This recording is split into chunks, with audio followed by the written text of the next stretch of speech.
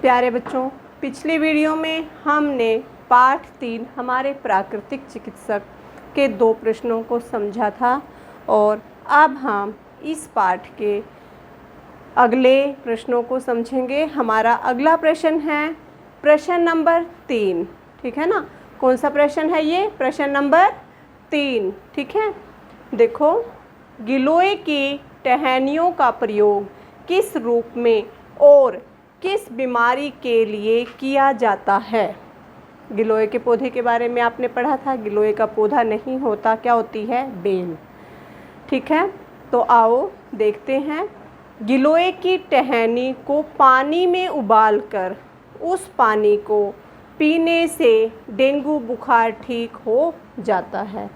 बच्चों, मैंने पिछली वीडियो में भी आपको बताया था कि गिलोय की पत्तियां कैसी होती है? पान की पत्तियों की तरह। आप अपने ड्राइंग की क्लास में दिल की आकृति बनाते हो ना, और बहुत खुश होते हो वो आकृति बना के, ठीक है ना। तो गिलोय का जो पत्ता होता है वो आपके दिल की आकृति की तरह ही होता है, ठीक है। और अगर इसके पत्तों को नहीं, इसकी टहनी को हम पानी में उबाल कर पी लेंगे तो इससे क्या होगा? हमारा जो डेंगू बुखार है वो ठीक हो जाएगा, ठीक है बच्चों। आ गया ये आपको अच्छे से समझ में? आगे देखो, अब हमारा चौथा प्रश्न है, एलोवेरा पौधे के विषय में आप क्या जानते हैं? आपने एलोवेरा के पौधे के बारे में भी बहुत अच्छे से पढ़ा था। एलोवेरा का जो पौधा होता है, इसकी पत्तियों में बहुत सारा गुद्दा होता है। अगर हम ऊपर से इसको छील देंगे, इसकी पत्तियों को, तो अंदर से बहुत सारा क्या निकलता है? गुद्दा निकलता है। तो देखो, एलोवेरा का जो पौधा है हमारे लिए बहुत ही लाभदायक है। इसके गुद्दे को चेहरे पर लगाने से निखार आ जाता है। अगर हम एलोवेरा के गुद्दे को चेहरे पर लगा लेंगे तो हमारा जो चेहरा है वो निखर जाएगा, और हमारे चेहरे पर अगर फोड़े फुंसियाँ हैं तो वो भी ठीक हो जाएंगे। बच्चों, मुझे आशा है कि आपको ये दोनों प्रश्न अच्छे से समझ में आ गए होंगे। तो आओ एक बार फिर से हम इन प्रश्नों को दोहराते हैं।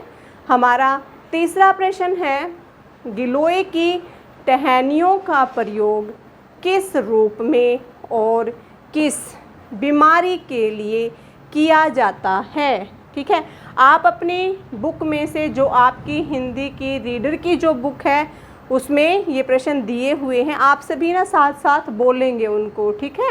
आपको अच्छे से समझ में आ जाएगा फिर। तो इसका उत्तर है, गिलोय की टहनी को पानी में उबालकर उस पानी को पीने से डेंगू बुखार ठीक हो जाता है। आगे आपको अच्छे से समझ में? आओ अब हम चौथा प्रश्न दोहराते हैं। एलोवेरा पौधे के विषय में आप क्या जानते हैं? पता है आपको एलोवेरा के पौधे के बारे में? ठीक है, एलोवेरा का पौधा हमारे लिए बहुत ही लाभदायक है। इसके गुद्दे को चेहरे पर लगाने से निखार आता है। बच्चों, हमने इस पाठ के कठिन शब्दों को कर लिया है, शब्दार्थ को भी अच्छे से समझ लिया है। हमने इस पाठ के मौखिक प्रश्नों को भी अच्छे से समझ लिया है, और अब हमने लिखित प्रश्नों को भी अच्छे से समझ लिया है। बच्चों, आज आप अपनी उत्तर पुस्तिका में, अपनी फेयर नोटबुक में इन प्रश्नों को लिखोगे, बहुत ही सुंदर सुंदर लिखाई में, ठीक है बच्चों। अगर आप सुंदर सुंदर लिखाई में इनको लिखोगे तो आपकी जो नोटबुक है वो बहुत ही सुंदर लगेगी, और देखने वाले को भी वो बहुत ही सुंदर लगेगी। और इससे क्या होगा? आपको नोटबुक में बहुत सारे रिमार्क्स मिलेंगे, ठीक है बच्चों। अगला कार्य हम अगली वीडियो में